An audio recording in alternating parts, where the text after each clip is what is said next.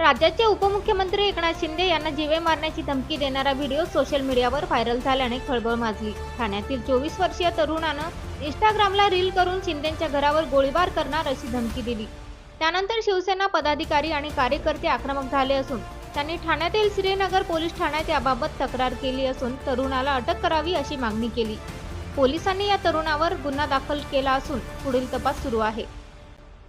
आमच्या श्रीनगर विभागात वारलीपाडा परिसरामध्ये एक इसम आहे, त्याचं नाव हितेश प्रकाश ठिते ढेंडे। तो त्याने आता एक 6:30 वाजता एक इंस्टाग्राम लाईव्ह केला होता आणि एकनाथ शिंदे आपले उपमुख्यमंत्री यांना ते शिव्या देणे आणि त्यांना त्यांच्या घरावरती गोळीबार करेल असं त्यांनी त्या लाईव्हमध्ये पोस्ट केलेली आहे।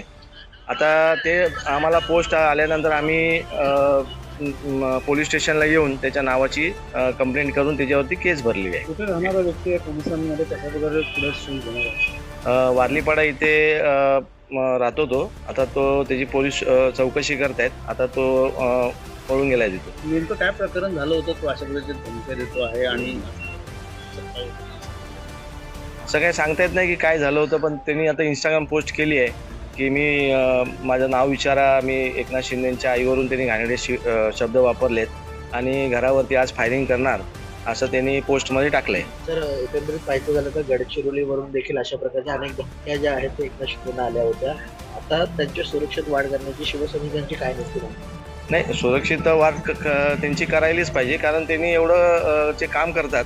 आता ते काही लोकांना त्याचा त्रास होत असेल त्यांच्या त्या कामाचा, म्हणून आता काही लोक आता त्यांच्यावरती प्रसिद्धीसाठी म्हणा किंवा काही गोष्टींसाठी काही